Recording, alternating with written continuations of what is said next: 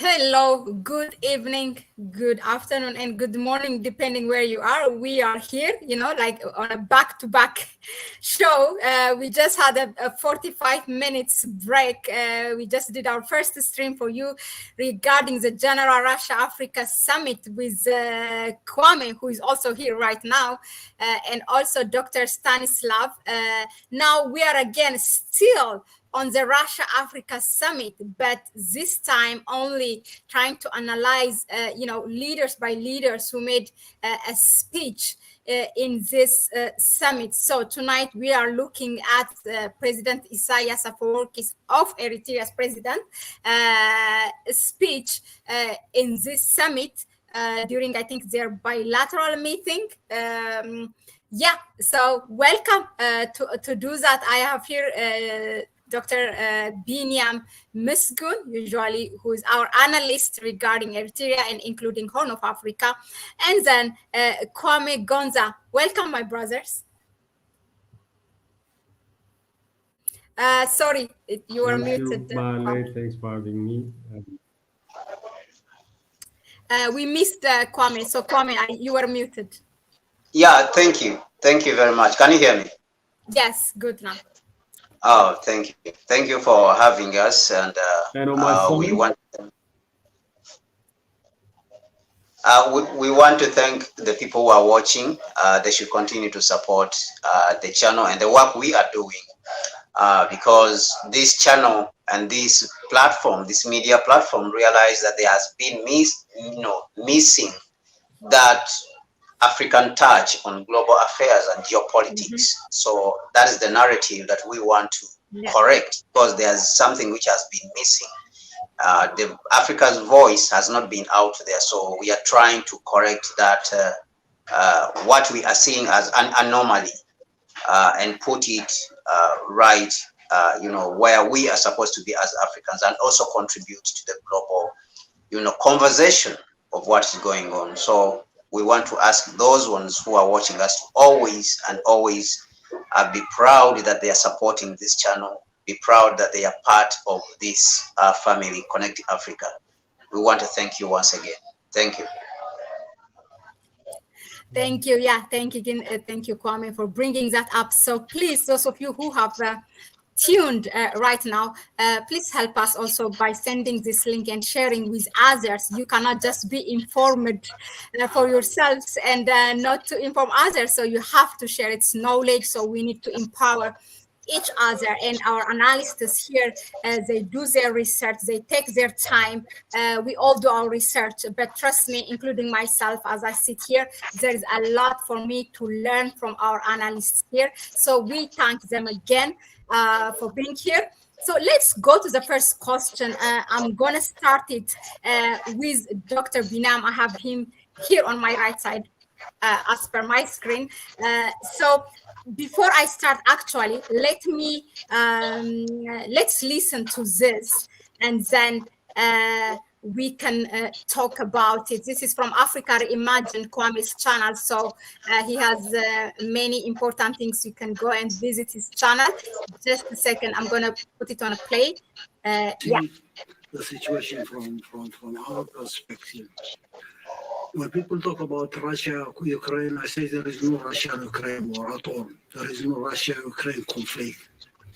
This is war declared by NATO on Russia. The war declared by NATO on Russia is not only for Russia, it's for dominating the whole world. It's for hegemony. This is an agenda developed after the end of the Cold War. They came up with this fantasy about containing Russia, containing any power, small, big, that challenge them technologically, economically, socially, culturally. They have to contain everybody.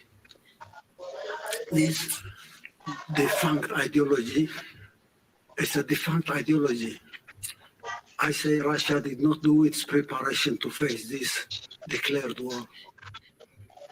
Even though Russia was aware about the dynamics of what was going on. NATO is defunct. NATO does not exist. NATO is under intensive care. EU does not exist. EU is under intensive care. Now, 30 years ago, when they decided to contain Russia, they felt that was a major threat for them. China was not considered a threat at the time. Now they know. They missed the point. They couldn't contain Russia. They will never contain Russia. Ukraine is a sacrifice. Ukraine is a price they have to pay. They will not pay it on their own. They will provide billions and billions, even trillions, to continue this war. And now we need to have the narrative straight. This is not war between Russia and Ukraine. This is declared war against Russia because Russia was the major threat at the time. Now they can't dominate the whole world. They have to defeat Russia so that they hegemonize everything. No one should be their equal technologically, militarily they have to be superior, economically they have to control everything, grab every resource here and there, technology under their control. That dream is no more. I just stop it there, and it's symbolically also because I wanted to bring to show this is not a leader that has got the attention of millions of, and actually billions of the citizens of Africans, but also that captivated, that has got the all ears of those Russian officials while he speak.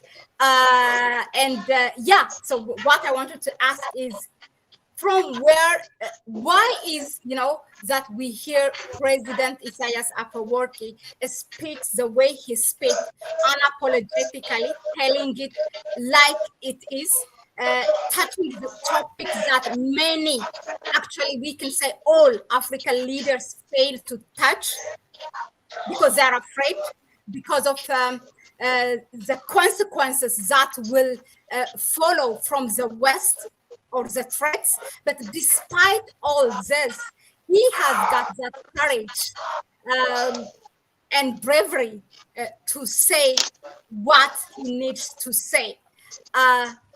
Why is that? Why he speaks so candidly that we don't see in other African leaders? From where does that come from? Despite all the threats that will follow by the US, as we know, all their formula is the same. So you go first, Dr. Biniam.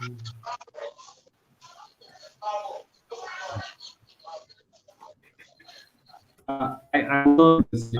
Each time I see President Isayas Afwerki, I just see my father in him. Yeah, my father just making what he believes known. Yeah, irrespective of the consequence, he believes in it and he makes it known, and there is no backtracking. That's the kind of aptitude he has, and it is his style of leadership, obviously. Yeah, so there are elements, cultural element to it, and then there are also a leadership style. Yeah, and of course that is significantly supported by his experience and a struggle, and of course post-independence Eritrea is also full of struggle against imperial forces, and the desire to dominate, to silence the weaker states. Yeah, so Eritrea's crop of political leaders that we have today had been as part of this pushback. Yeah, we're not going to be rolling over the way you want us. Yeah, you might be used to it elsewhere, but this is not going to happen in this country. So that has become very much entrenched in his politics, in his personality and his style of leadership, and that's what you're seeing. And remember, many of those African leaders that were there, they do believe in that, and many of them, if not all of them, yeah, they could see that this is NATO trying to drag Russia into weakening Russia and finding a way to somehow extend this hegemony that they are accustomed to. Yeah. And this is a US hegemony too. Europeans had been saying that, but quietly. Yeah, some German politicians had been saying that, some very loud, very few very loud, but then others were quietly saying that. But now this is a president of Africa who is not expected to be saying this to Russian leaders in the way he did. Yeah, and he was giving them a sort of a lecture in some sense, and in some sense making them see that this is what others think, and Russia is not on its own as well. So, and I just simply reduce it to his style of leadership, cultural sensibilities, and experience as an anti-imperialist fighter who he had always been throughout his life.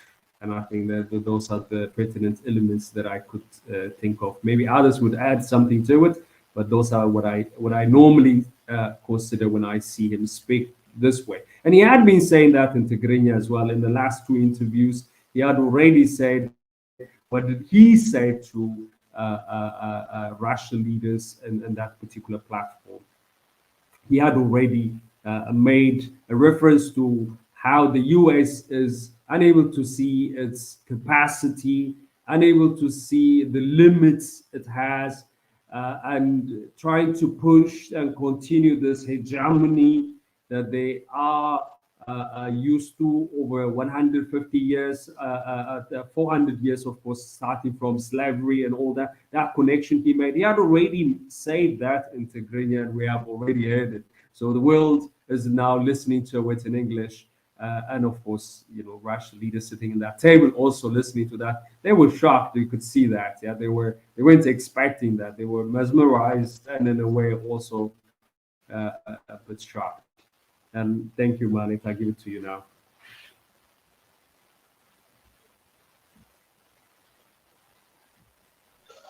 You're unmuted. Yes, yeah, thank you very much, Dr. Biniam. Like, yeah, I can't hide, you know, the excitement and what I have my face, and when I listen to that, and it just seems, you know, like unbelievable, and even for them too. It's not only for us as an Africans who are, you know, used to other types of speech from our leaders. Also, this is something what we expect them to say. Now let's go to Kwame. What are the things that our leaders, most of the African leaders, lack to say what President Isayas Afwerki said the way he's saying it? Thank you, Mahlet. I think I would point out a couple of things. And of course, sorry to interrupt. And of course, you can add on what gives President Isayas that drive to say what he's saying. Yeah. Oh, okay. Yeah, so I wanted to point out a couple of things which are at play when you look at the geopolitical landscape of the world, and of course the other things which I'll add on. What I see is that the period in which we are in, as we have heard, many people have spoken about the multipolar world. This is evidence that these things are really happening, that the times we are living in are not normal. And of course, even at the Russia-Africa summit, you know, which is just concluding, we saw that various African leaders came out to speak candidly, and the theme was almost the confrontation. How can we confront imperialism and neocolonialism? Actually, the word neocolonialism found itself even all the way to the communique, the joint communique that was published, the document. The word in neocolonialism is in there. So the African leaders were sort of energized. That is what I would say as one of the reasons that you find that President Isaias, you know, was able to to come out in this way. The only difference is that he was speaking a little bit more plainly, even though they were talking about the slavery, the colonialism, all these things that have happened, the exploitation. You can talk of people like Seven and all the other, but they were sort of, the others were sort of like what I would say, diplomatic in their approach, in their speeches, as if they don't want to annoy. But the difference with President Isaias is that he says something the way it is, while the other people are talking about history. They are not talking about the present, that what has been in the past, you know, the slavery, the colonialism and the neo-colonialism, and what we are experiencing today. It is the same trend that is happening, the same group of people trying to dominate the world and enslave another group of people so that they can work for them. And of course, people like President Museveni spoke about it when he said, you know, this is modern slavery, this is modern slavery. But President Isaias mentioned it plainly and was able to connect, you know, the slavery, you know, connect the colonialism and connect the events that are happening today, and point it out that today what we are experiencing, for example, it is not just a war between Ukraine and Russia, but rather it is a war between the so-called NATO and its attack on Russia, so that they can again dominate the world. And he sees also that they discounted China in the past. They didn't know that China was there, but China had grown. Now China has come together to work with Russia. Now it is inevitable that the multipolar world must exist. So that speaks to the geopolitical world in which we are living as one of the reasons I see that he is emboldened to speak the way he is speaking.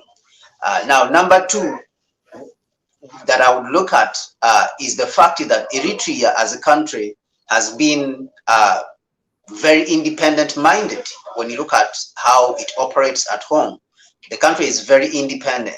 You see, the other African countries, many of them, the leaders cannot speak out simply because they have that fear that when we go home, they will put sanctions on you, you know, stuff like that. You will not be able to get the loans from the IMF. But Eritrea doesn't care about that. President Isaias doesn't care about that. He has made it clear that Eritrea will be self-sufficient. You know, it will carry itself with respect, and it will not be intimidated by anyone. We will use the resources which we have. You can hear it even in the speech when he was, you know, presenting, you know, himself and his points, that we will mobilize every type of resource which we have, the water, the anything, even the pennies, the simple pennies, we will mobilize them if it means fighting against, you know, imperialism. So this shows you somebody who's really determined. So he doesn't have that fear of the fact that we will be closed off from the so-called Western financial system, the SWIFT system, which of course, which Russia was, you know, blocked off, and it is now backfiring because Russia has almost now sparked the de-dollarization process. So I think he has this position. Number two, what we have seen in the past, number three is what we have seen in the past also is that you have had these types of leaders, people like, for example, Patrice Lumumba of the Democratic Republic of Congo. You have had people like Nkrumah who come out and speak plainly. Nkrumah, you would hear him in the 60s pointing out plainly that neo-colonialism is coming, imperialism is coming, the imperialists, and they know themselves, of course. They knew, and sometimes he would speak out and say the United States is an imperialist, you know, country that is interested in taking back the colonies which belonged to Europe and dominating Africa. And of course, we saw this even when he, you know, he reached a point in 1965 of publishing a book called Neo-Colonialism, the last stage of imperialism, which neo-colonialism, we said, is a word which has now appeared in the communique between Russia, you know, and Africa during the Russia-Africa summit. So these leaders, some of them, they were plainly speaking about these problems and pointing out who the problem is, and the United States, it is the United States and Europe. But during that period, when you go to, for example, Lumumba, Patrice Lumumba of the Democratic Republic of Congo, the first prime minister, you know, there was the lack of security that some of them had not built up that strong security system at home to protect them. And this is different when you look at people like, the president, Afwerki, Isayas Afwerki of Eritrea, that he's very confident about the security at home. He's very confident about the systems at home, the institutions at home. Unlike people like Nkrumah, who were having still, challenges of, you had challenges at home. There was a lot of opposition at home. And so the imperialists found fertile ground to tap into. So they tapped into those oppositions of Nkrumah, even though he was doing the right thing, at home. So the security at home was sort of compromised. So I think that these are some of the things which give him this level of confidence. The times we are living in, the geopolitics which are, which is happening. You can talk of the fact that Eritrea is self-reliant. It doesn't need anyone's help. It doesn't fear that we will be imposed, will receive any sanctions and they will affect us. It doesn't feel any way like that. And number three, the fact that he has a stable, country and government at home. There's a stable security system that is almost difficult. There's no way, even if you are the United States, you are here close to Djibouti, that you will go in and attack the country. They are ready to fight for the country until the last person, in Eritrea, including the women and the children. So this also puts a lot of fear in the enemy. So this is all, I think, the confidence that he speaks with when it comes to what happened, when it comes to his speech at the US Africa Summit. I mean, at the Russia Africa Summit, sorry. When it comes to his speech at the Russia Africa Summit.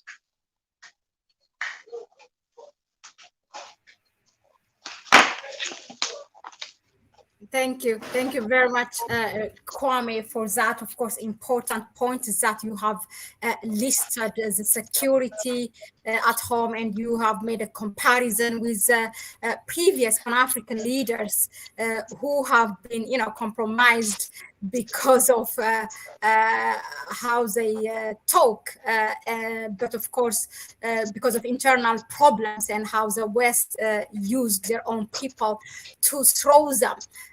But when it comes to President Isaias, it's otherwise. Before I go to the next question, I will throw that to Dr. Biniam. Do you agree? Is that so? Do you agree that he relies on the security at home? And then the next question is, of course, we have also heard in that speech President Afwerki talking, President Isaias, for me as an Amharic speaker, because the last name is totally strange. So President Isaias saying, we need a new, this is, I think, word by word, this is what he said, we need a new financial architecture.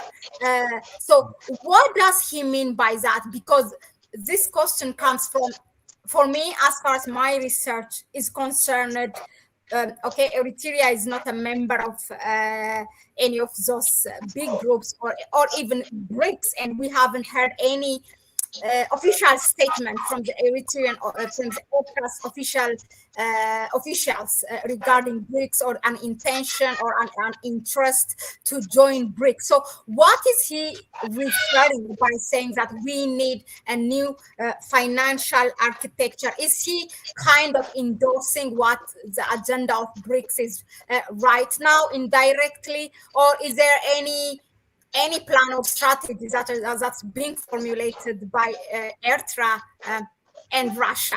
What's he referring to? And of course, please start by commenting what Kwame said. Back to you, Biniam. Thank you, Mahlet. Yeah, Kwame has raised really important points. And of course, feeling secure at home is very important, in a sense that you're not going to go out looking for some kind of aid, assistance. It somehow gives you leverage to say what you need to say and what has to be said as well. Yeah, that is a very important point.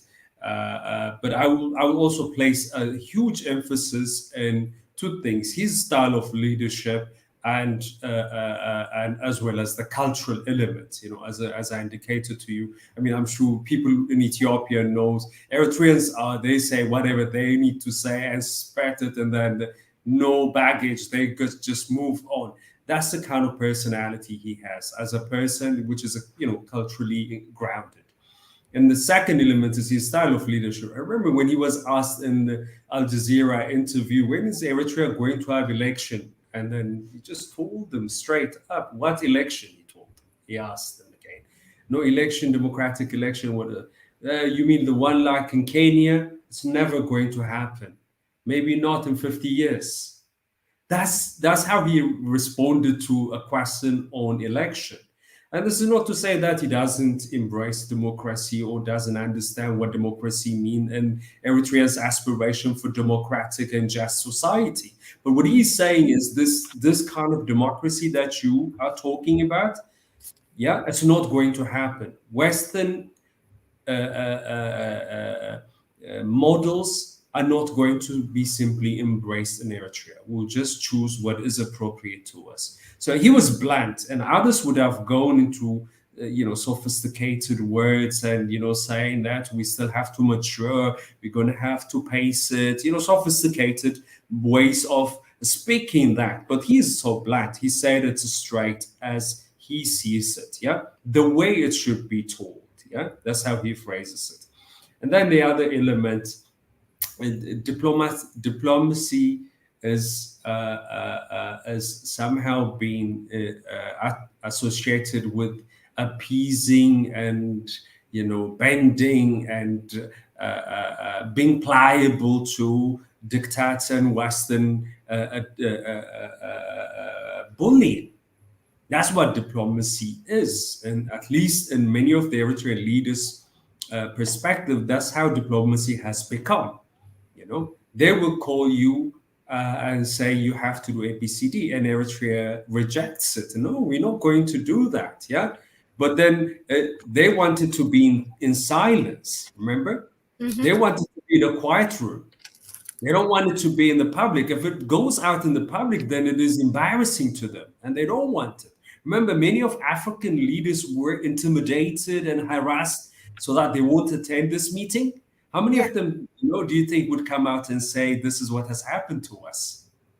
If this had happened to Eritrea, and Eritrea would have gone and said it, And then, of course, that goes back to what Kwame has raised, feeling secure with yourself. Even if you don't have much, but at least you're secure. You don't need them, You don't want them. You want them to contribute, to be partner, but not, being somebody who was always going to be begging and pleading and whatever, And then, and of course, that's very important element. Okay, so I think this is what I felt that we should also bear in mind. The second question, it is important to see what each of the leaders that spoke in that podium, what they raised.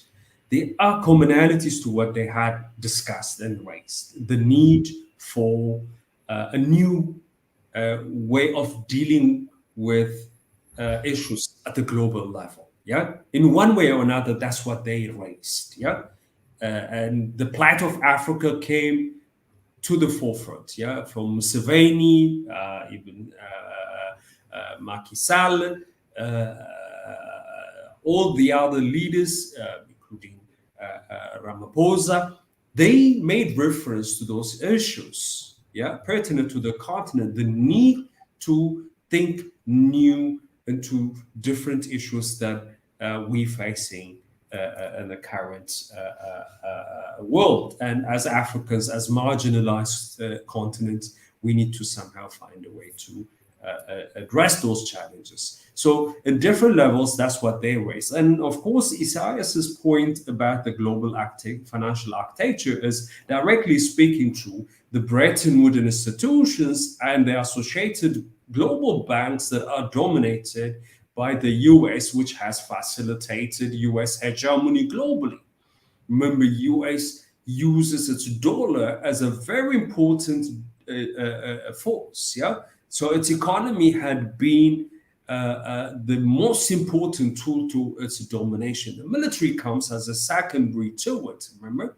And then the soft power that we talk about and all that comes from this as well. The cultural element, the cultural imperialism we speak about, where you put so much money into it, and then that would allow you to, again, perpetuate your hegemony, yeah?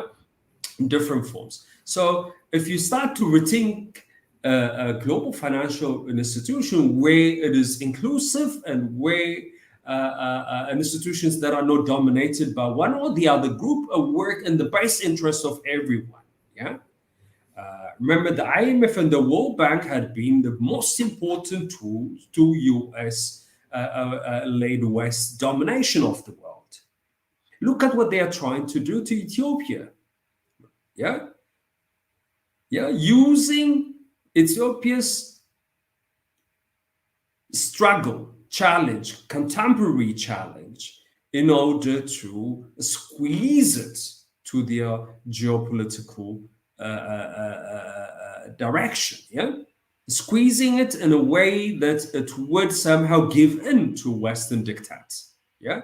Even if it means, fighting with its neighbors, or even, trying to win Ethiopia away from Russia and China, yeah, and use it as whatever, that's how they try to formulate those aid or formulate those loans, whether it's through IMF or World Bank, a supposedly multilateral institution, but we know effectively they've been dominated by the West. I don't know, until recently, the World Bank leaders had come from US military. I don't know how many of you know that. Yeah, the head of World Bank often came from the US military. So everybody knows that. And then they force you into adopting structural adjustment program, making it easier for their businesses to come and dominate your economy. Yeah. So Ethiopia is being subjected to structural adjustment program, but then it is, window dressed as homegrown reform. And that's very sad. And this is what Isaias is referring to. We need to move away from this kind of approach to addressing global challenges. Remember, those financial institutions are very important support structure that were meant to address our problems, wherever problems occur. In Ethiopia, Eritrea, elsewhere, in Middle East, even Russia. Remember, Russia in its post-Cold War moment, it is the IMF and the World Bank that actually crippled it literally.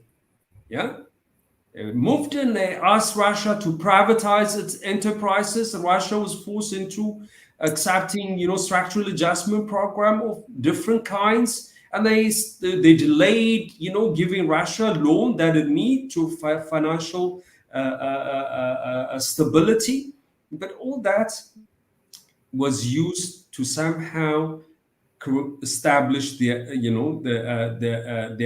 diktat and continue their looting, pillaging, and all that. So what Isaias is demanding is that we have to move away from that, and if we have to move away from that, we have to have an alternative, and that alternative can only be established with countries that have big enough resources, yeah, like of China, Russia. So in that sense, then the question that you raise, is it, an acceptance of BRICS state toward this creating a new financial architecture? Yes, it is in some sense, yeah. And of course, that element is there. And then to get out of the sanction also, you need also those kinds of alternative. Remember, Eritrea has been facing sanction, Cuba had been facing sanction, Zimbabwe, and all the other countries, Iran, even Russia. So unless you have an alternative financial institution, then you would have a hard time buying even the very common goods, medicine, food. Yeah, it becomes very difficult to buy spare parts for your machineries, fertilizer. Buying fertilizer is really hard because you are not going to be using the Western dominated financial institutions, and then all of them sanctions are there, and somehow they won't find a way to facilitate your procurement, purchase, or payments. Yeah. And it's not only they, but also the insurance companies that are also affiliated to the financial institutions in New York and London. And they're also not going to facilitate your shipments. And logistics are going to be interrupted significantly as a consequence of that. So Eritrea already felt it, and so demanding this. Yeah. But what can Eritrea contribute to it? By being part of it, I think. Yeah. By being a member to it.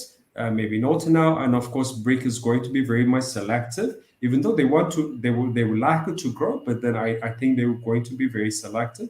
I don't know if Eritrea has applied or would like to apply. I'm not sure about that. But those I was going to ask that. Don't forget your points. But yeah, what is the current status? Yeah. Although nothing has been said officially. If you know, can you share with that what is the status or the stance of Eritrea right now with regards to BRICS? Yeah, I think it sees it as a very important alternative. Yeah. Obviously, Eritrea always emphasizes that it cannot produce a different result by following Western style of organizing those institutions. Yeah. So when Eritrea thinks around alternative institutions, it would like to see a decent alternative, not you following the same mechanism that, you know, the IMF or World Bank followed. It's not going to work. And that's why Eritrea insists upon that. Let us bring in the plan and the projects, and then you somehow assist with inputs and the necessary resource that would facilitate implementation of those resources. So I would like to see a different institution being established. And of course, BRIC is a very important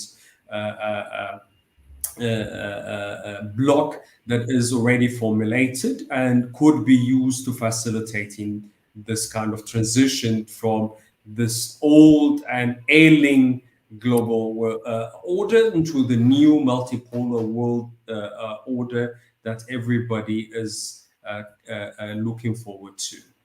And thank you. I give it back to you, Mahlet. Thank you very much, Dr. Biniam. It looks like we don't have Kwame, perhaps maybe a technical thing, but I'm sure he will be back. Let us read some of the things in the comment or in the chat section. It's always interesting because they do really contribute to much of the things raised here, and they ask question. Okay, so we have Kwame. Kwame, are you ready? Yeah, somebody say Aaron. Okay, Aaron W. Cop Forever. Dr. Hermon, Black, all of you, welcome. Thank you for tuning in. Please bring, keep on bringing those inputs, questions, anything. So regarding these topics that we are discussing tonight, and keep on sharing, please. So let's bring Kwame. So Kwame, quickly, with regards to what Dr. Biniam addressed, what the president of Eritrea said, demanding a new financial architecture to defeat this Western imperialism. What do you think countries like Eritrea, which are so independent and probably, I don't know, one of, maybe the only one, we have like Mali now, Burkina Faso, who are coming out and totally rejecting what the West is trying to impose against them. But what do you think countries like this, regardless of their economy, joining BRICS will bring to the table?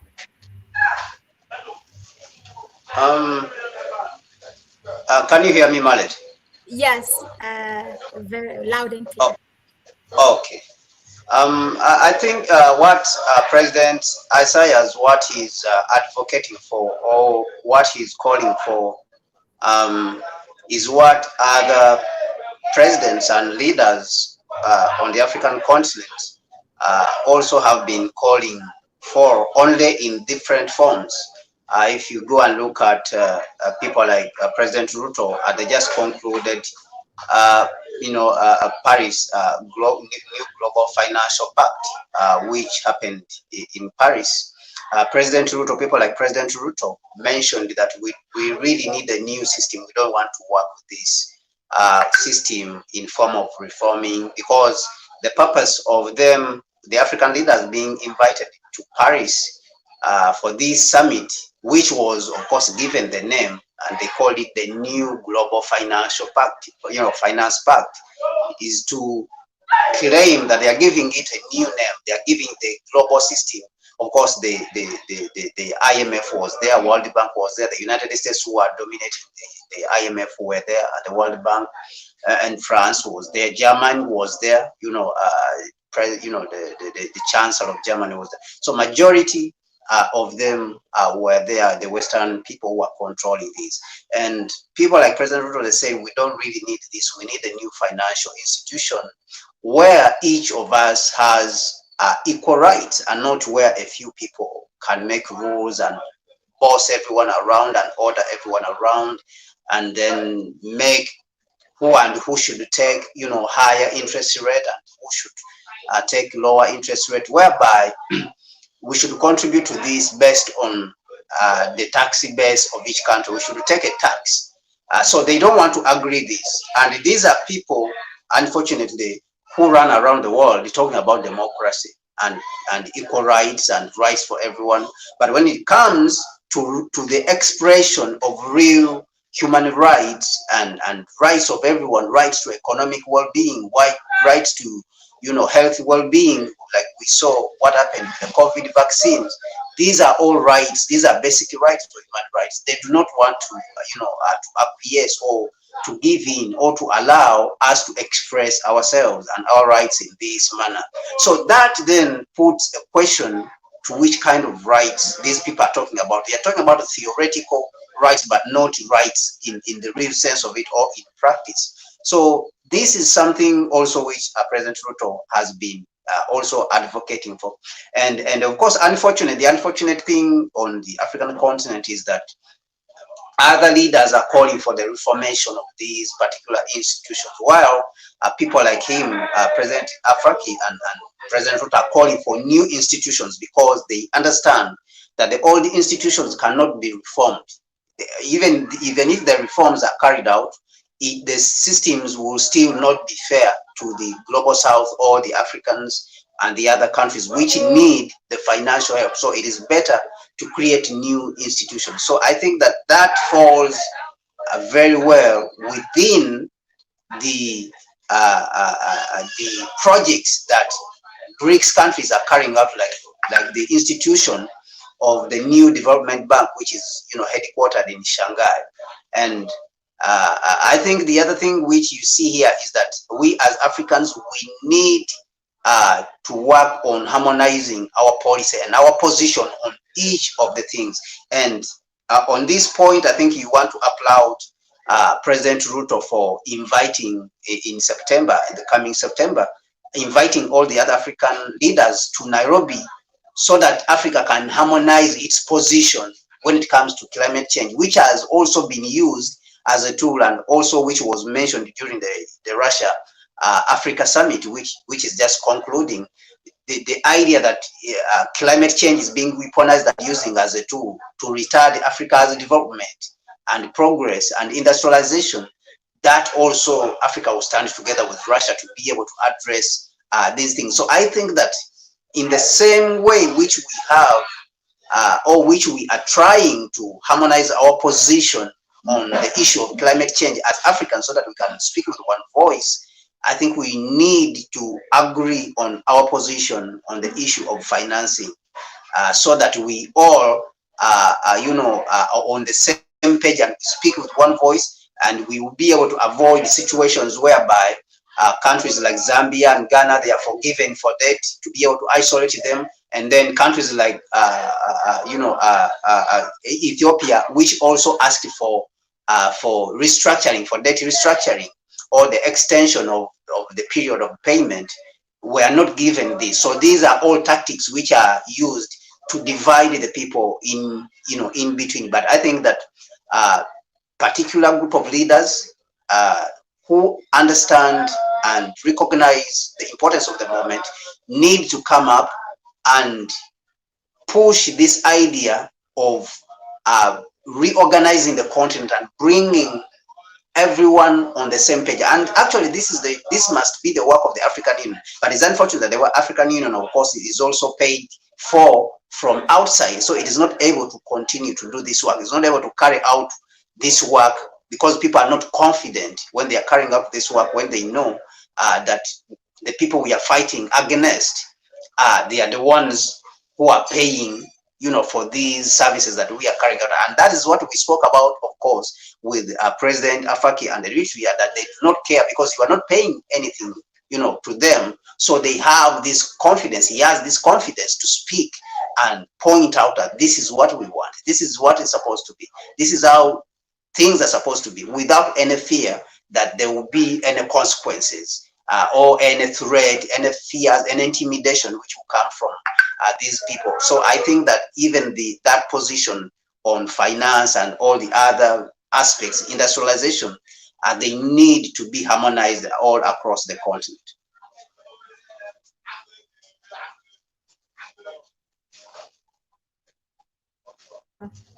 Thank you. I'm just receiving questions from people who are listening via WhatsApp. Yeah, thank you very much, Kwame. Indeed, that's exactly what we wanted to bring the other side. Also, Dr. Biniam has explained from the inside what he meant, but also, what it means. Countries like Eritrea to join BRICS, what it means, and also what gives him that background, that drive, also to say and to propose that strategy. I think most of African leaders will not be although they want it, will not be able to say that. I think if I can just say one thing. The saying is that, let me bring Dr. Biniam to here. Yeah, the saying is, the expression is that usually a person walk his talk, right? But I think for Eritrea, they just walk without talking, do the action. And then they come back and tell you how they do it, right? That's like a conclusion. They're not noisy and not anything. Just do your thing and you come and talk, then you have that confidence because you are walking it, right? I know that most of people, you might not agree with me, but I do not care. I see my view, and this is a platform of a Pan-African platform. So anything that we analyze here will be from that point of view. Well, now to bring the next question, I would like to share this first. Let's hear it, and then I'm gonna throw the question. Yeah. Consensus, and we need to put this strategy under their control. That dream is no more. Now the fighting going in Ukraine, it's their battleground. That battleground is a sacrifice for them. And we need to put this straight on the record. When a big meeting like this, Russia, Africa is held, people will have to come to a consensus. This is not war between Russia and Ukraine, to me. And anyone who has a different explanation will have to tell me. This is war declared on Russia, but declared war for hegemony. The last 30 years, we have seen the details of the mechanism of this declared war. This last event is the final phase to me. It will end sometime. NATO will not get out of intensive care. EU will not get out of intensive care. These are systems that are crumbling. It's only a matter of time. And the whole world will have to be prepared, not to defend Russia, but stand with Russia so that this hegemonistic idea will not prevail at any point in time in history. How do we design a plan? How do we fail this one without any further cause. Yeah. So we have heard it all, no need to repeat. But my question is that he talked about that we need to, as an Africa should come to a consensus. And also he went out and he made a call to others, Africa or Africans, to stand with Russia. Now, our focus is on Africa. We have seen that, Dr. Biniam, this is for you. We have seen that how Eritrea was alone during the various UN votes against Russia, how Eritrea stood alone and saying no to various propositions by the UN, and how Africans were, relatively better, but it was divided. We cannot deny that on their stand on the Ukraine-Russia war. Now, do you think what he's saying is possible, although we have witnessed it, although Eritrea have seen it, that it stood alone while most of the African countries were unable to say no, and then there were some were abstain, but we all know what abstain means. But again, to be that blatant and say no, it was impossible for most of African leaders, and it has divided the continent on that particular subject. So how do you think it's possible what he's saying? If you can comment on that. Yeah, I see. You have to understand the challenges many African states are facing. Yeah,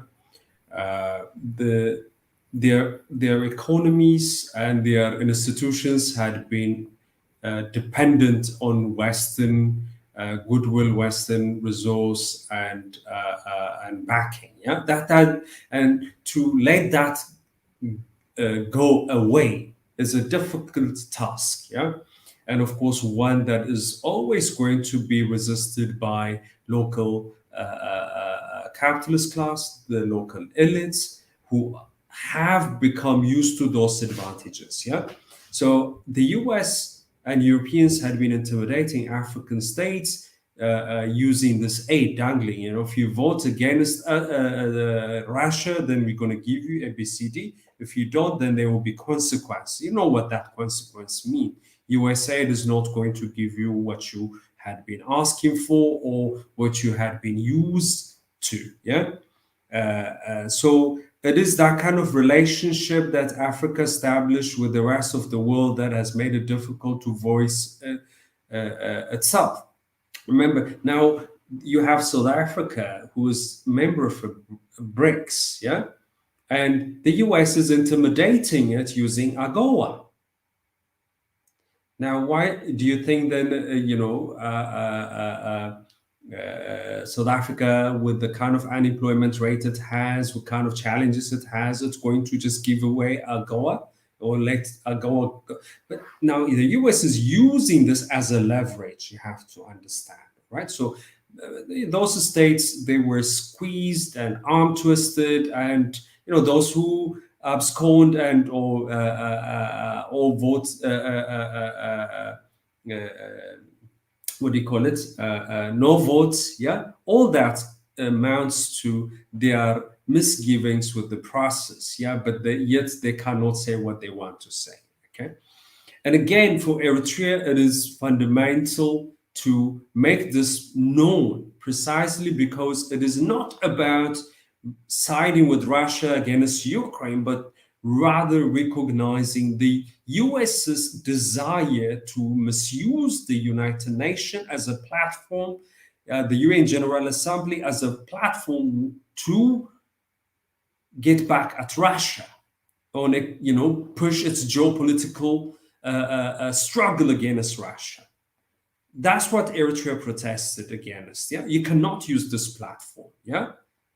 There are mechanisms. If it is about conflict between Russia and Ukraine, you have to create a space for them to come together, sort out their problems. But now it's becoming very clear. It is not a war between Ukraine and Russia, but rather, behind Ukraine, NATO, led by the US, is waging war against Russia.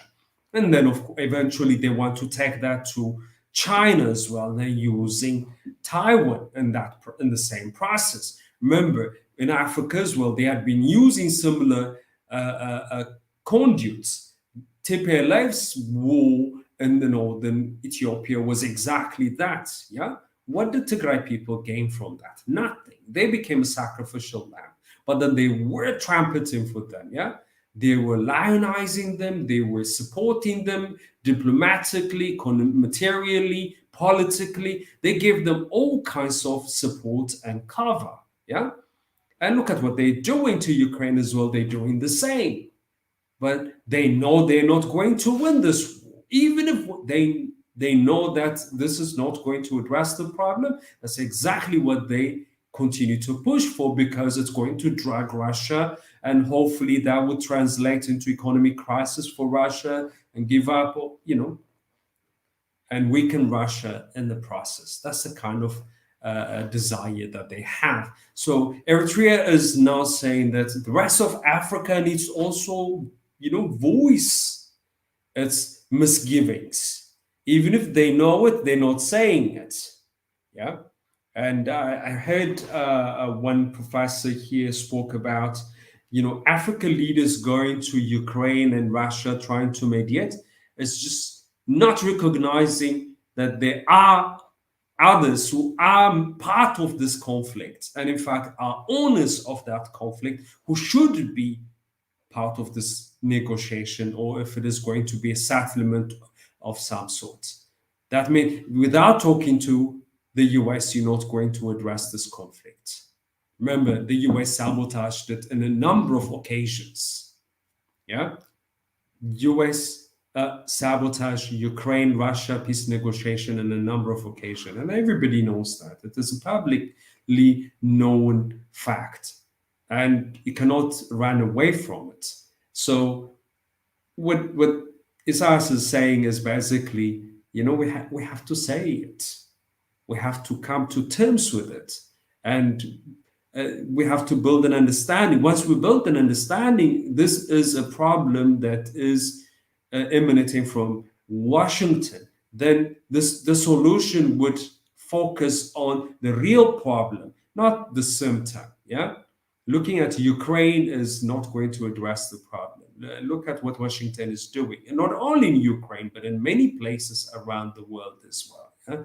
So that is what he's emphasizing, and I hope Africa leaders recognizes that. And I know President Ruto had been very vocal, which is very important. It is coming, and then the young leaders. I forgot his name, Traore, from Burkina Faso. Yeah, a very important point he mentions. So, I think this is emerging, and it's a developing voice. It is the chorus is becoming stronger and stronger and louder, and then eventually it will amount into a political force that's not going to be stopped by any shenanigans that we have been seeing coming from the West, led by the US. Back to you, Mahlet. Thank you, Dr. Biniam, for that. So, when you raised President William Ruto, that's why actually I raised that point, walking the talk. We see, and of course you have addressed it, how so many of these leaders have obstacles, and because of so many things economically, they are dependent with the West, on the West, and they cannot say, or they cannot walk their talk.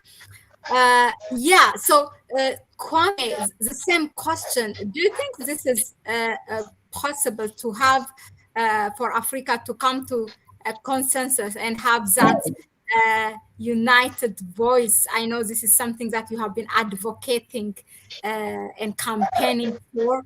Now that also we hear that on the leaders level, President Isayas said it. These are the talks actually what we hear from Pan-Africanists like Dr. Arikana, Chiombori, or Pielo Lumumba, not really from the leaders that we hear.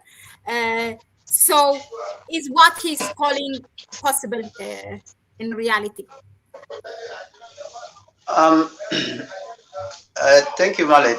I think that even starting with the 1960s, when you go to from 1958, when you go all the way to 1963, to the formation of the Organization of African Unity, the reason why we had the Casablanca group and the Monrovia group is because there was that struggle to reach a consensus, to understand. Nkrumah and his group were trying very much to point out to the majority of the other group on the other side, to point to them, especially the Monrovia group, to point to them what the danger was if we did not come to the consensus or the understanding of who the real enemy of the continent is. And of course, some of them, they took it lightly, and many of them paid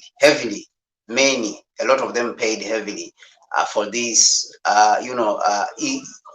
when they decided to ignore what Nkrumah and his group, the Casablanca group, were talking about, that in neocolonialism was coming, imperialism was coming back, and in a major way that it was going to blanket the continent if we did not act very quickly. So we have had these situations throughout history, and of course this should show us that we need to reach a consensus as Africans, and that is what President Isaias has mentioned. So that means now he's talking about the area of foreign policy, because this is a matter of foreign policy. Because foreign policy is about us recognizing the challenge that faces majority of us, and the recognition that that challenge, we need to address it, when we are unified. But just like what Dr. Biniam mentioned, there is that problem that some of them, they depend on these imperialists for handouts, and so they don't want to jump on the bandwagon, or they don't want to jump on the wagon of criticizing these imperialists who are at the same time destroying us. But what I think is that we can start with those who are willing. And I know, a lot of people like President Isaias, and I like him also. But I think that, of course, he may be doing it on the low, but I think that it would be very important for him to reach out to those people you see that, they have recognized what you are talking about, and not to struggle so much with those ones who do not want to jump on the project of recognizing that we have a threat, we have a problem, we have a hegemony, we have hegemonic behavior. We have a group of people who think that Africa's resources belong to them. They think that they were given the right to control everything in the world, and they were given the right to define what is human right for somebody, and all the people on the earth, they should point in the direction where to go. So if you can't bring all the continent together, I believe that you can start with those who are willing. Like, for example, we have already recognized that the president, in Burkina Faso, Ibrahim Traoré, is on that work. And I believe that if Eritrea did the job of reaching out, I think it would be a good thing. These leaders, these young leaders like in Mali, because these people, they are the ones who recognize. We have a problem, we have another problem, that the leaders or the heads of state who are on the continent, they have been on this continent and they are old, they have been around for some time. They are some sort of complacent in some way, or another person would say that they are sort of brainwashed, that they do not understand the urgency of the situation. I want you to look around the African continent and see. Look around the group of leaders which we have on the continent. Who are those who are making so much noise and recognizing the urgency of the moment? Majority of them, they are not the older generations, of leaders. You can talk of people like, Prime Minister Abiy, you can talk of President Ruto, you see, you can talk of Traore, Ibrahim Traore, Burkina Faso is just 35 years, you know, Mali, who are people who have put up Guinea, you know, Guinea Conakry. These are all young people who have put up, you know, who have decided that we will put our foot down. So I think that is also what we saw at the Russia-Africa Summit, whereby President Traore, Ibrahim Traore of Burkina Faso, was trying to express himself, and it showed that there is a gap, as we have mentioned, there's a gap between that group of people, the next generation of Africans, and the older generation, which is going away. They are so complacent that some of them are used to the system. They think it is the only way that there is. And yet the young generation is coming and saying that no, there's another way. If democracy is not delivering, then we have to question why it is not delivering. Unlike the older generation of the Akufo-Addo who are approaching 80, they think this is the only system there is. So if it is not delivering, it is the system, you must adhere to it. And so you hear the same talk from people like President Tinubu of Nigeria. Democracy is the only thing, is the only way. This parroting of what, or just regurgitating what the Western world has been throwing around, and which are all lies. Their systems, you know, political systems can evolve and they can change. This is not the only system. So the claim that this is the only system, there's no other, I think is a lie, is unfounded, and is not even scientific.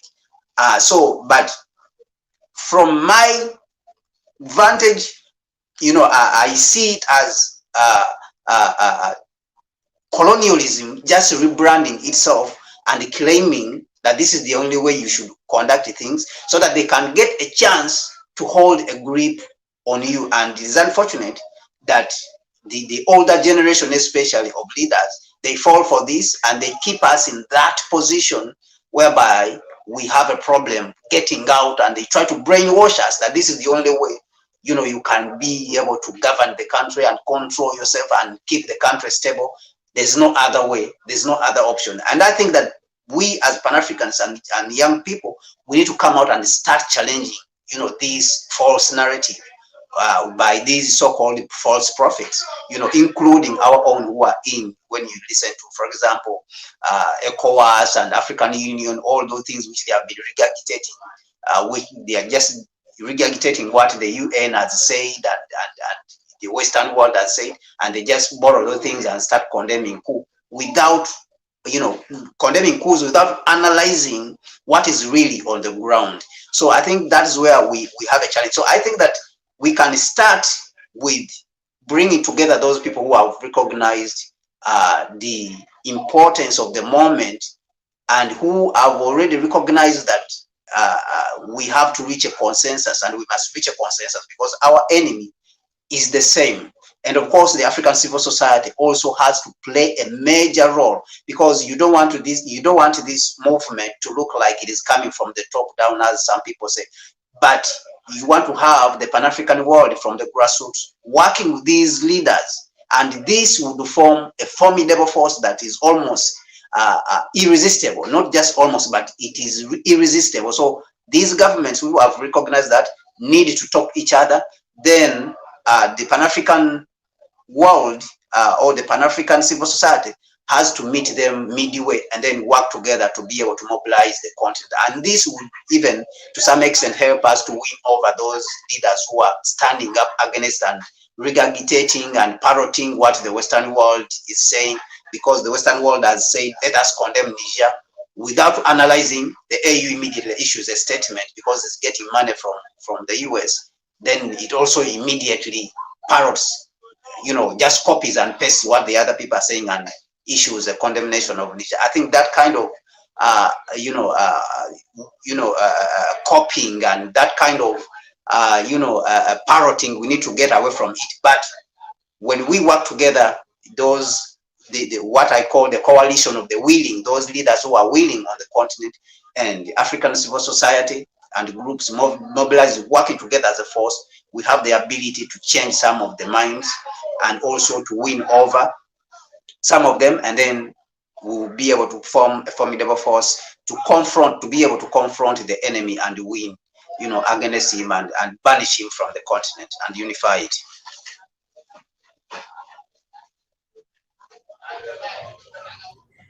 Thank you, Kwame, really for that. Yeah, because one thing is just, I leave it as it is. There's nothing to add on what you said, but not every coup is negative. In fact, some of the coups that are happening in Western Africa it's something driven by the people. So I think as African Union and other continental organizations should start to consider what do the people need?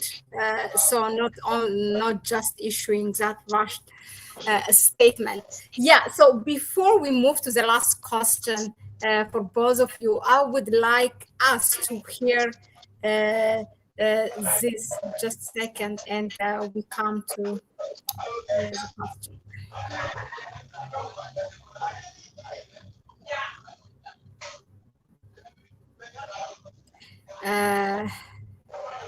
Yeah.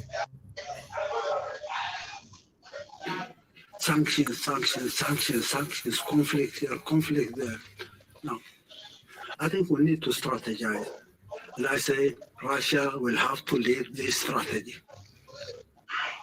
Russia will have to design a plan on facing this declared war.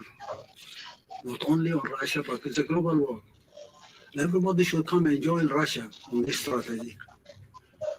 The sooner the better.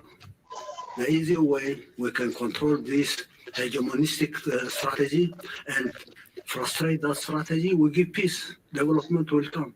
Nobody is going to bother us. Nobody is going to bully everybody. Sanction, bully, defamation, demonize, psychological warfare, sanctions. We need a strategy, an alternative strategy for this hegemonistic declaration of war. And every event, bilateral, multilateral, to look beyond that. Our bilateral partnership is based on our understanding on this historic mission of Russia. Russia has a historic mission to play on behalf of everybody in the world. I can say who is the leader of this show? Mr. Vladimir Putin is the leader of the show because of time, because of the challenge that we have. Russia should take the lead. I'm not flattering anyone. I'm not doing any favor to you. I say this is a global challenge, and we have to this global challenge by identifying the role of each and every one of us in the whole story. Economic programs, energy, water, infrastructure, not the easiest thing one can ever imagine. We'll have a strategy, we'll define the goals and objectives. Once we have a strategy put in place, we'll have detailed plans on each and every sector, each and every industry. We'll mobilize resources for implementing those programs. And we will see that implementing those programs will change the life of everybody in Africa, Asia, Latin America, even Europe and the United States. So our detailed plans for sectoral programs is ready. On each and every sector, we have our own strategic plan. Since 2012, we have designed details of each and every infrastructure program. Let me stop it there. But of course, there's in that where he says we will mobilize our each and everything, our resources. But so yeah, the highlight for me is what I want you to focus. Although he's giving, President Isaias is giving the assignments, what he calls the strategy, and at some point also the show or the event to be led by President Putin. But also he seems that each and every one he talks, actually he says it, that each and every one, we need to identify, meaning the leaders, to identify what is the role of each and every one, and what they can contribute in joining that show or that strategy. So, number one, what to you, Dr. Bina, what kind of assignment or strategy he's giving to President Putin? President Putin is already facing this hegemony declared by the West on the battleground and in every level. So now, what kind of strategy is President Isayas talking about? Because from what he said, it seems that also Eritrea knows its role, and he said it's a matter of idea. He said also at some point. Yeah, what's he referring to? Just walk us through that, if you know, of course. And then we go to Brother Kwame. This is our last question. And then if time allows and our analysts allow, we might run through some of the things raised by our viewers here. Yeah, back to you, Brother Biniam.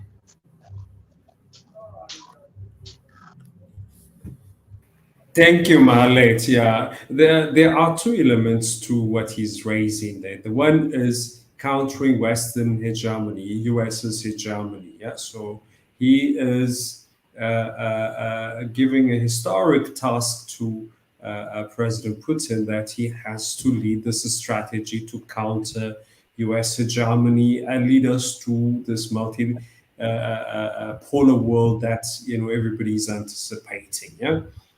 And of course, that multipolar world would entail that everybody's aspiration would be considered. Everybody would be included in having a say and making a contribution to global peace, stability, and prosperity. So he is effectively putting a very heavy task on President Putin's table. Yeah, a very heavy task. Yeah, and this is a recognition of Russia's position in the world and Russia's capacity as well. I think in his earlier speech, he says that Russia has technology, Russia has the know-how, Russia has the resources, and indeed, Russia is a very rich country. Yeah, it is rich with resources, skill, technology, and capacity. It can make things work. Yeah, it has shied away for different reasons. It had been very reclusive, yeah, inward-looking in its economy, and then, of course, not only that, but then its capitalist class had always seen West and going to London, Switzerland, all that as a big deal. Yeah, so they had not been invested in elsewhere other than in Europe, yeah, Germany, Switzerland, and London, yeah, and much of their money stays there as well. Now, as part of this sanction, though, now they are seeing more of their money staying in Russia, and then possibly also contributing to economic prosperity in Russia, and perhaps part of the reason why Russia is countering, successfully maneuvering against this heavy sanction that it has been leveled against it, is precisely because of those conditions that were not part of the plan. So Isaias is effectively telling Putin that you have to develop a strategy. And one aspect to it is a military strategy. The other aspect to it is the financial architecture. Remember, it's called the financial security now. You have to understand that economic security, financial security, security is no longer just about the military aspect. Yeah, knowing how the West squeezes you, dismembers you, using economic warfare. That is also another strategy that has to be designed. And where he mentioned from 2012, remember what happened in 2012, prior to 2012? Eritrea was sanctioned in 2009 and 2010, 10 and 11. Remember those 3 years in a row. So Eritrea had to develop its own plan, its own strategy in order to counter this kind of pressures. Yeah, but it's also very telling that Eritrea is eager to develop its own plan, its own strategy that works at home. Yeah, and where it goes out to partner with others, it is on the base of this kind of planning. You know, it's not in a way that the IMF and World Bank would come and say they would write a policy for you. Eritrea has been rejecting that. Yeah, NGOs come, they try to do their own things. Eritrea had rejected that. All NGOs left Eritrea because they were asked to adopt a program from what Eritrea has already developed. Yeah, the strategic plan that it had, you have to choose one from it, adopt it for 5 to 10 years, and make the money available in the country, put it in the bank in the country in order to see that this is going to be a lasting contribution. And that's what partnership means. Not using it as a chain on your neck so that a leash to lead you to where they want you to go. Yeah. But most aid had been like that. So Eritrea doesn't want that kind of aid. So he chose two elements. There are two elements of to his speech here. The one is a global strategy that Russia has to design and implement, and we contribute to it, contribute into ideas or whatever we have, will contribute to it. And then there are also development and aspiration Eritrea has. And encountering, remember, Eritrea has been looking at its economy as part of securitization of it as well, because what the West and sanction had tried to do was to squeeze Eritrean economy. So you have to be strategic enough to build an economy that's resilient and could cope under this kind of sanction. And that requires thinking, planning, yeah, reworking what your priorities, yeah, and the food security element, a very important element, as part of that as well. Looking inwards, using own resources, and being able to control your own mining, learning how others do it, but then eventually you want to develop it your way and by yourself. Is a very important way of seeing how economy could be protected from the sanction. It doesn't mean that Eritrea has not suffered. It has suffered significantly. Its economy has been battered by those sanctions. Its aspiration is also curtailed and frustrated by those sanctions, but at least it has been able to weather this kind of sanction that Eritrea was facing.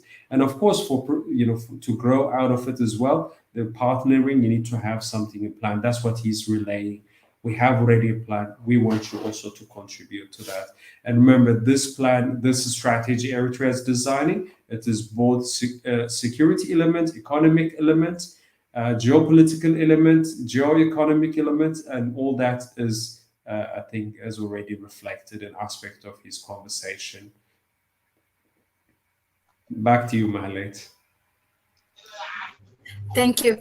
Thank you, Brother Biniam, for that. So, Kwame, I come to you with the same question, if you can add on that. Yeah, so what I would like to buttress or emphasize is that this is a continuous speech, and this is what I want our viewers to understand, all the other Africans who are out there, to understand that this is a continuous speech, and these responses, all my response and Dr. Biniam's response, these responses which we are giving are a continuation of the speech that the President Isayas Afwerki is giving. If you go back to the previous question that was asked, you can see that President Afwerki was emphasizing the idea or calling onto the African nations to develop a strategy or to come to the realization that we are in a war.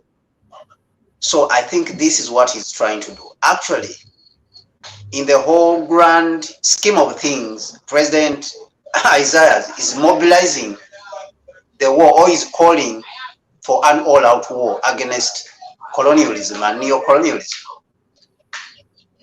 so that the whole world can be free. And so in this continuation, when he's talking to to President Putin and calling President Putin to lead this, for Russia to take the responsibility of leading this, and as Dr. Biniam has mentioned, the fact that Russia has this nuclear capability, has manufacturing capability, weapons of war. We have seen what has happened in Ukraine, that they were, bragging that they will send, tanks from Germany, from Britain, but all those tanks, Russia has burnt them in Ukraine, and they have become non-functional. They are not anything, because they were saying that if they send these modern tanks like the Leopard from Germany, they will be able to change the battle, fortunes for Ukraine, and they were not able. Russia has been able to burn all of them and destroy all of them. So there's a recognition. What we are seeing from President Afwerki here is a recognition of the fact that Russia has that ability.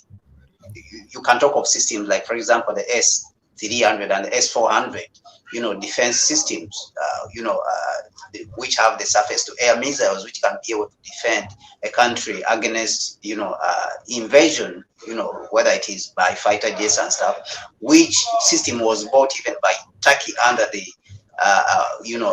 with all the protestations from the West, and Turkey, to the extent that it was removed from the, the F-35 fighter jet program. There's a recognition of that fact that Russia has that capability. We can talk of China also. China also, the reason it wants to be very close to Russia is because China recognizes that when it comes to the defense industry, Russia still has an edge, even though China has, the economic might in that aspect. So he recognizes that if they work together, then we can be able to overcome this. And I think that President Isayas Afwerki also has recognized or recognizes this fact. And so he thinks that we should all come together as the world, and Africans also, even those who have been sucking on the breast of the imperialists and thinking that this, entitles them to being safe, or to declare them as safe, that they will not be eaten by imperialism. This is just a trap. And so that's why he says somehow African countries who are here, they need to come to the realization that this hegemonic behavior has to be confronted, and we have to come together. And so President Putin, you have to take the responsibility. And he goes on to say, we are not flattering you, I'm not flattering you, I'm not flattering anyone, but this is a fact that we are facing. We are facing a problem. The planet is facing a major problem, that this hegemonic behavior of the United States and its European allies, the Europeans and the so-called white supremacists, this white supremacy ideology that they are spreading across the world, is destabilizing the world, and somebody has got to stand up to this.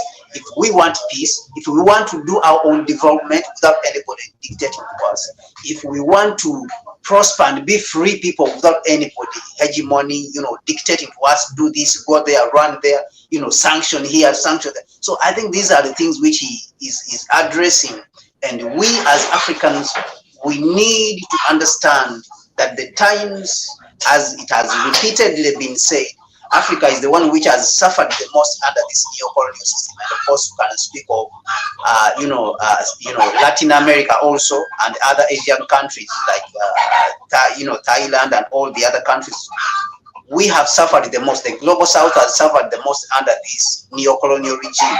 So there's a need, since we are in Africa, there's a need for us to recognize that we have to face this challenge and deal with this challenge if we want to see progress on the African continent.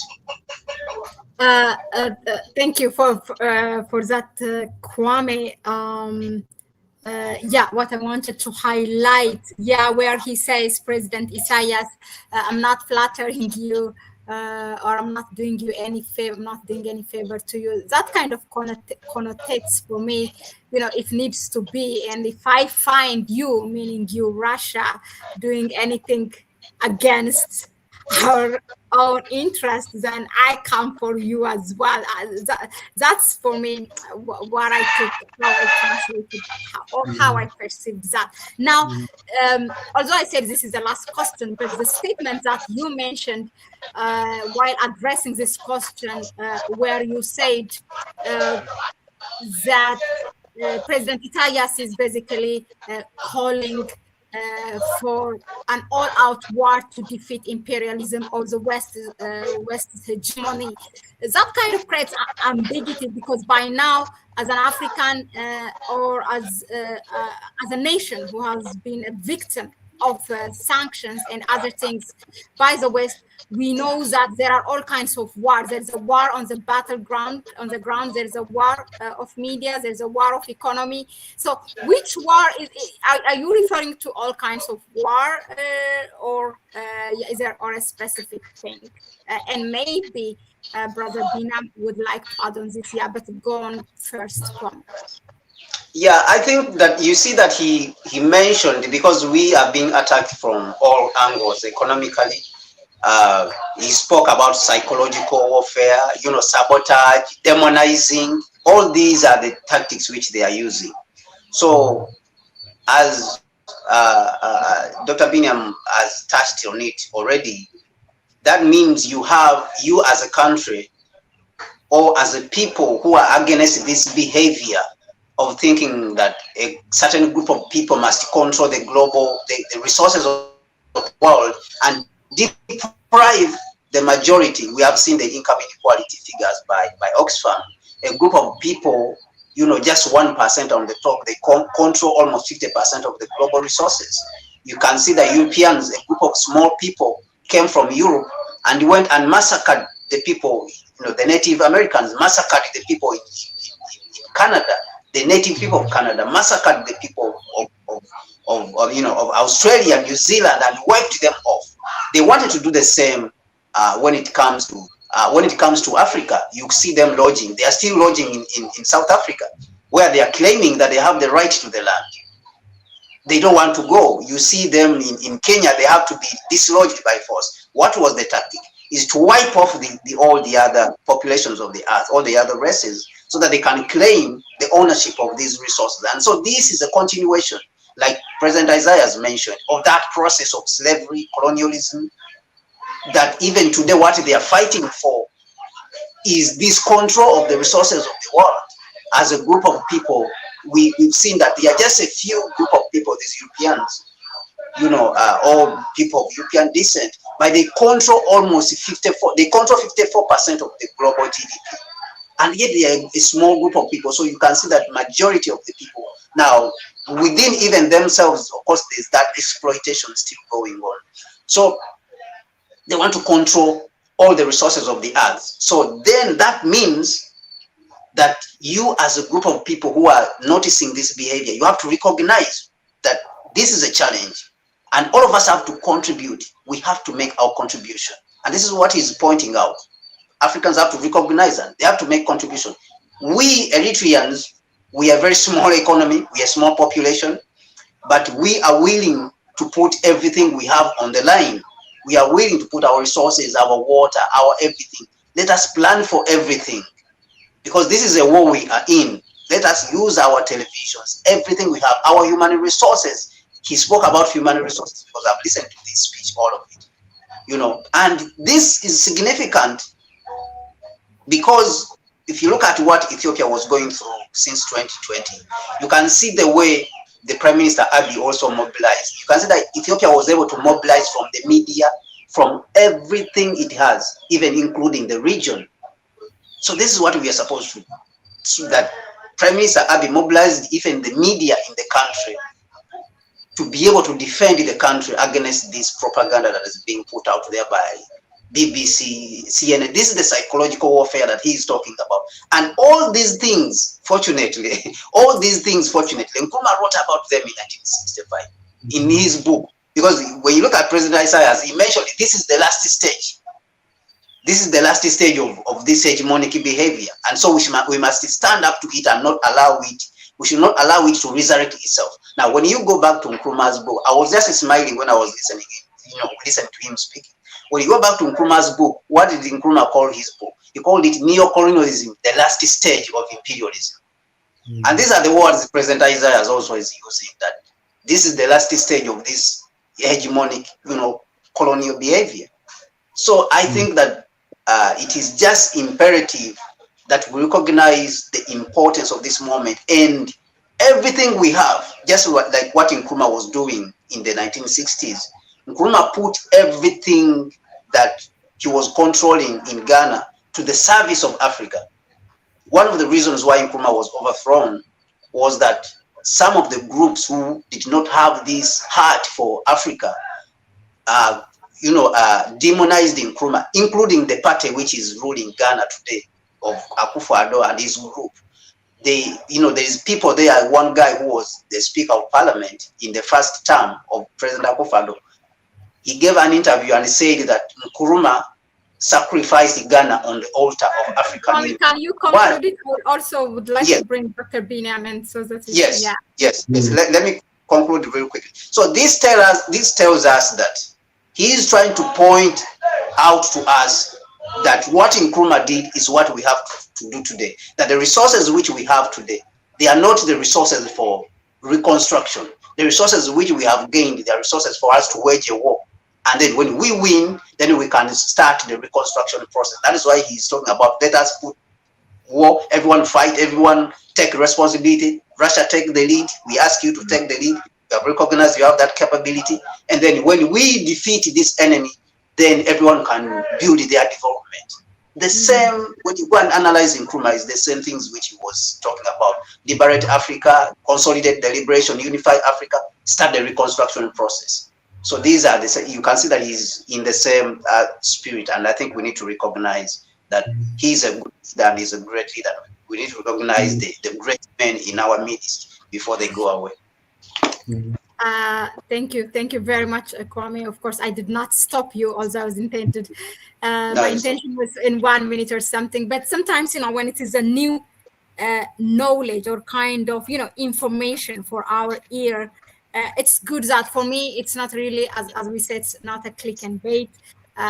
It's knowledge that we are sharing as far as we are bringing it based on research. So it's one of the things it does is also for us, it provokes thought, what we bring here. So it's now up to you, for the viewers, even for me and Dr. Biniam, although we are here on the screen, but also for us to go and dig more on the information that we get here. It should be thought-provoking for you to research more. So now, Dr. Biniam, do you have this kind? What kind of comment do you have on this? Do you agree with Kwame? Yeah, I do share many of the sentiments he relayed with us. It's very important to recognize that we are at war already. We are at war. What is happening in Ukraine is a war. What is happening to Cuba or has been happening to Cuba is a war. What's happening to Venezuela is a war. What's happening to Eritrea is a war.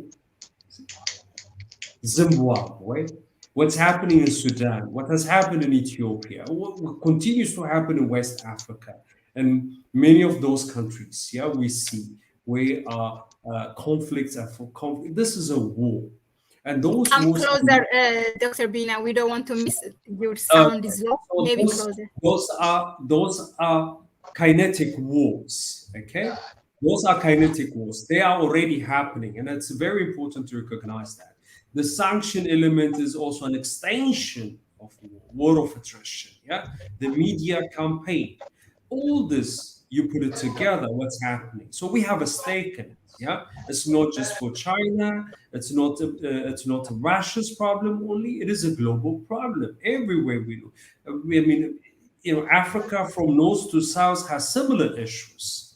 We share similar problems, plights, and we have more or less a shared understanding of what's happening in our continent. Yeah, but we also need the kind of support at the global scale. Yeah, and hence this, we are in this war, push back against global hegemony that the US wants to extend. It is an ailing empire, but it wants to continue to extend it as long as it can. And what does that mean? It means that it creates conflict, tension, and where people are not going to bow for it, it just bullies them and runs it with its tanks and bomb it to smithereens. And all that is part of the conflict. What has happened in Libya, Syria, Yemen. I mean, we need to understand those are interconnected in many respects. Yeah. And where the US's number one problem with Eritrea is Eritrea's refusal to allow it to have a base in Eritrea. To do what? To project power. Yeah. To intimidate China and Russia. No, you're not going to pass this area. Yeah? This is an area, a sphere of influence that we have. And then this is the resource we control. Yeah, we control this reach, and that's the kind of attitude that they have, and that's what we have to fight back. And that's exactly what Isaias was trying to impress upon President Putin. We have a stake in it. We would like to contribute to it. Yeah, but you lead the strategy. Not only with this ailing empire that is reckless and it is biting, everyone left and right and center. But we need to also plan for post this hegemonic empire, that is on its downward spiral. We need to plan for a new world order that's a multilateral, where everybody is heard and and contributing. We have something of similar initiatives. Yeah, the countries in defense of the UN Charter. Yeah, a group of countries that include China, Cuba, Iran, South Korea, Eritrea. And those are Venezuela. I think Nicaragua is in it as well, and a number of countries that have been bullied and harassed and sanctioned by the US, and we would like more of them to come on board as well. And then this requires bringing others to come into the fold. And BRICS is also another platform. And then African Union have to come on board somehow. I don't know how we're going to get African Union to recognize there is this challenge we face. We cannot just bury our heads in the sand. Yeah, this is a historic moment where we have to say what needs to be said. We have to do what needs to be done. There's no two ways about it. This is a generational conflict. Yeah, a conflict that we have to address now, so that our future generations would have peace, prosperity, and stability. Yeah, and I know it goes back to Isaias's philosophy. He has always harped on this one. We have to have a stable neighborhood. Unless our neighborhood is stable, we cannot ensure prosperity. So peace and security in our region. So when he talks about neighborhood, he talks about Yemen, Saudi Arabia, and then you go to Sudan, Egypt, come to South Sudan, Ethiopia, Kenya, Somalia, Djibouti.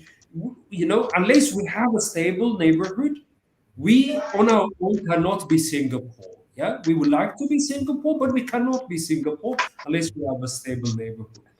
Yeah, and that's why the new security architecture that it's sought to establish between Ethiopia, Eritrea, and Somalia, and eventually bringing Sudan and South Sudan and Kenya, Uganda into it.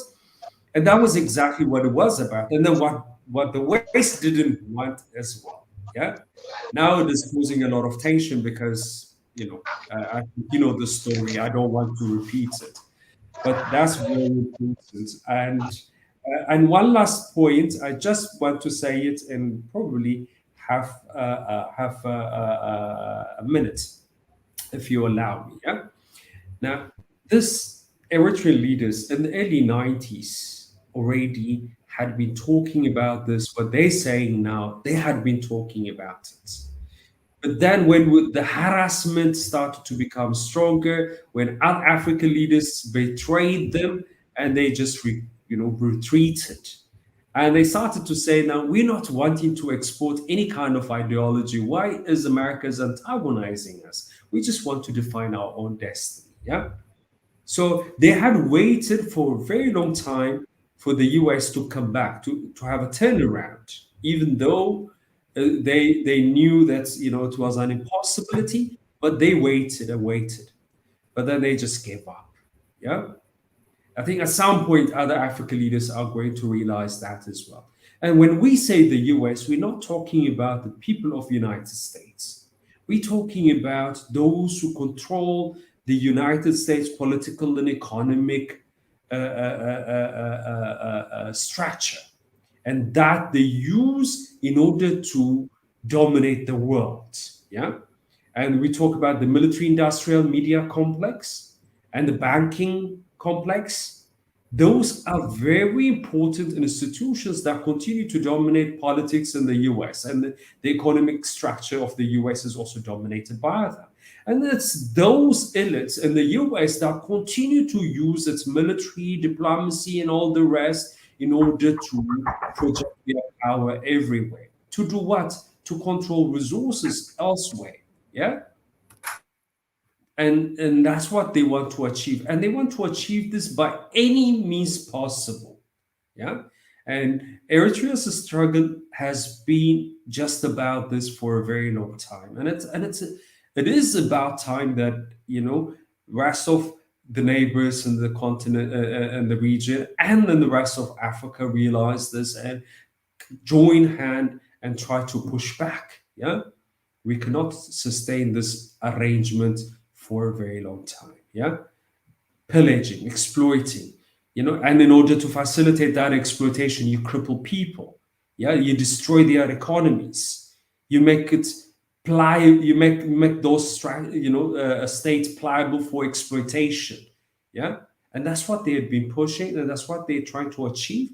And they want to achieve this by any means possible. And that's what we have to fight back. And it is exactly this what is President Isaias was raising in the platform that it received in the last few interviews. It continued to mention those discussions. He had been saying that in Tigrinya for a while. We had been listening to that. So it's the only difference is that he's now speaking in English for the rest of the world. Thank you very much, Mahlet. And once again, I'd like you to be supported. This is a very important platform, Pan-Africanist as it gets. We need to get the narrative straight, as Kwame has said. We need to push our stories, yeah? And they're muzzling them, they're muffling them everywhere. And it is important that we continue to exploit those spaces. Yeah, thank you very much. And thank you very much for the participants. For the first time, I saw the comments and I'm impressed, and I like it as well. I like the engagement. Thank you. Thank you very much, Dr. Biniam, and thank you very much also, Brother Kwame and Brother Biniam as well. Yeah, it's too formal, but every now and then I like to remind myself that you are Dr. Biniam. Also, it's nice to call you Brother Biniam. I said that, yeah. Remember that in Eritrea, most of the leaders, they are known Isayas, Wadafe. I'm sure you know. Yeah, there are these nicknames. Nice. And myself as well. I always had a trouble calling professors, whatever. I called them by first name, and some of them are happy, some of them they get pissed off. I don't mind, but I just tell my student, call me Biniam. No sir, no feudal stuff. Just Biniam. Yeah, Brother Biniam, that's fine. Comrade, whatever. Just to translate it to Kwame and for the viewers, so what the Afo means what?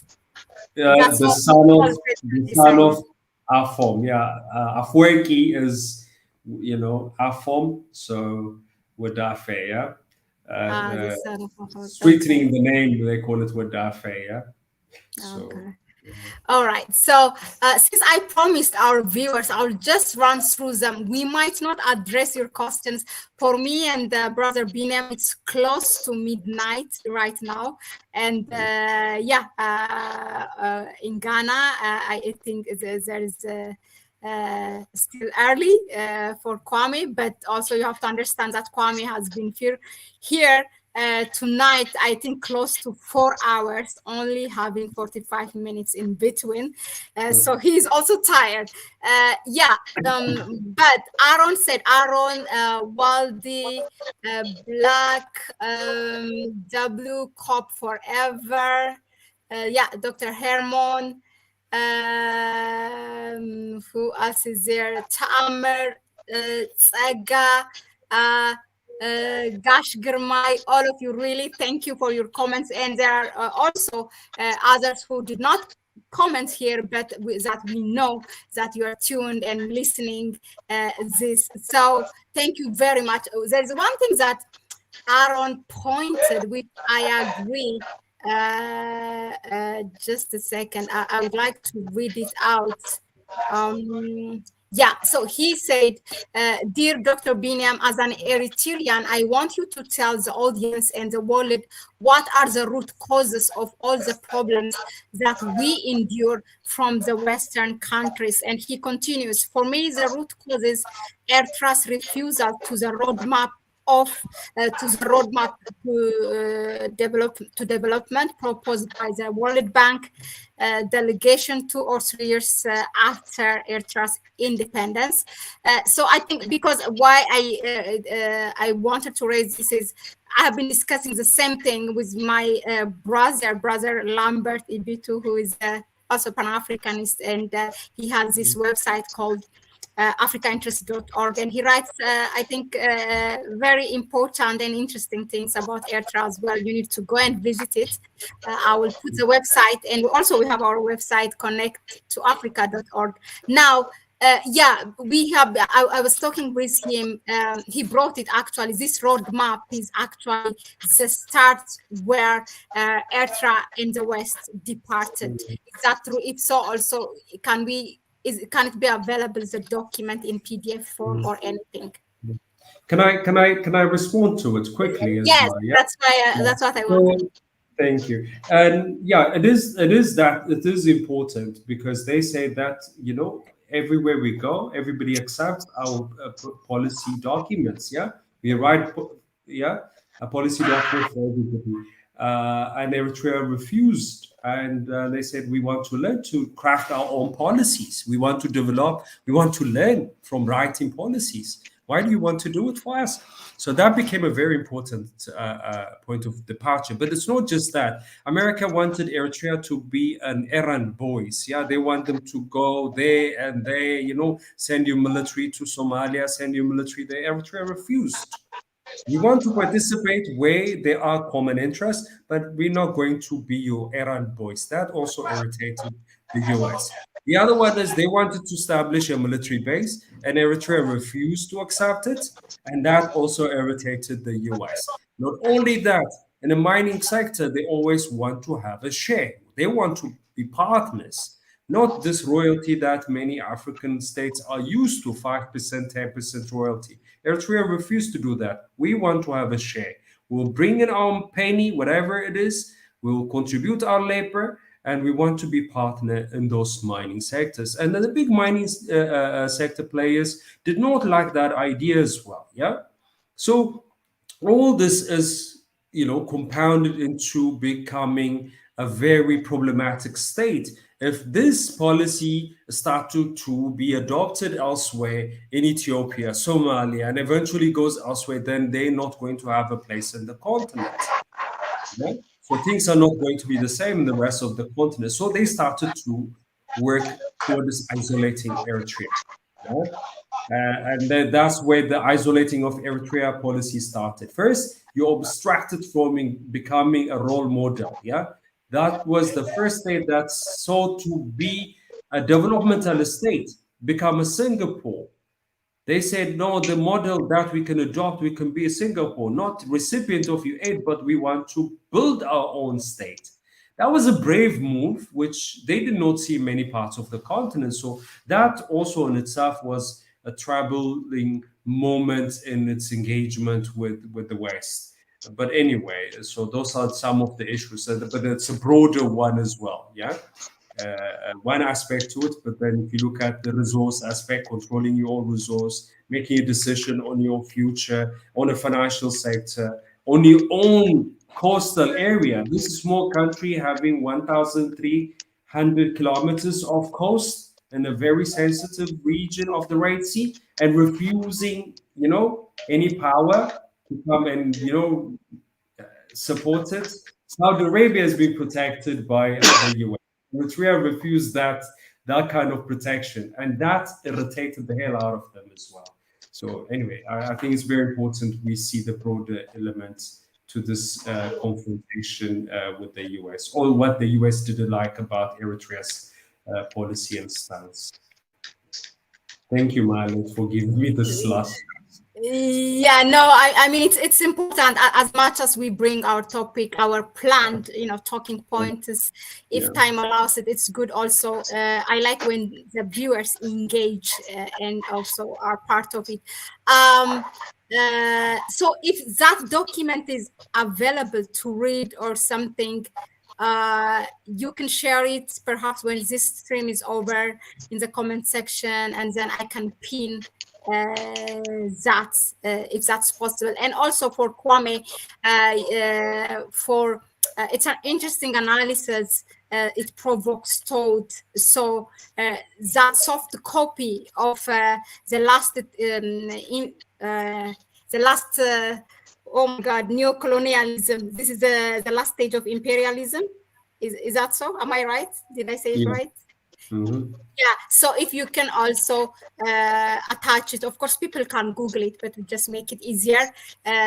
We will put it in the comment section, so people can go and read and see there's how much similarity between what President Isaias has been talking and what has been said in Nkrumah. And then we would appreciate those who go through that document to come back and tell us what you think. And I'm sorry, there are other questions, but we will not have time. I will read it. So if you have time, Kwame or Brother Biniam, you can address it. For example, Black said, some analysts say South Africa and India have long been the strong grounds of the West, and there would be weak links amongst the BRICS members that can fall into future Western traps. Do you guys agree? He's asking both of you, but I think let's do it in the comment section. Yeah. It has been long. It's an interesting point, yeah. Gurmai mentioned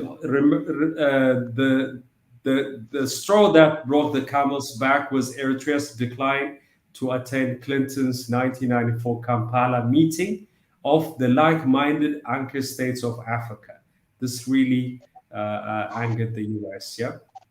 So already in 1994, Eritrea refused becoming an errand boy to the US hegemony, in the rest of the continent. But Eritrea wanted to see really progressive leaders from, all the way from Rwanda, Burundi, up to Chad. That was the aspiration. I think it was a new dawn. Everybody had new hopes, yeah. And Eritrea was very much and the likes of President Isaias were very much keen to establish progressive leaders, but not this errand boys, anchor states, and whatever which Eritrea rejected early on. Yeah. Kwame, would you like to come in? No, it's okay. It's okay. All right. Okay. Yeah. So thank you very much, really, Brother Biniam, Brother Kwame, for your dedication and determination. Both of you, we all have our own responsibility, but despite that, because of the importance, because the topic is important, because we don't want it, to pass without being analyzed timely before the Western media come and feed you with their own agenda. It's important for us, as President Isaias said in that meeting.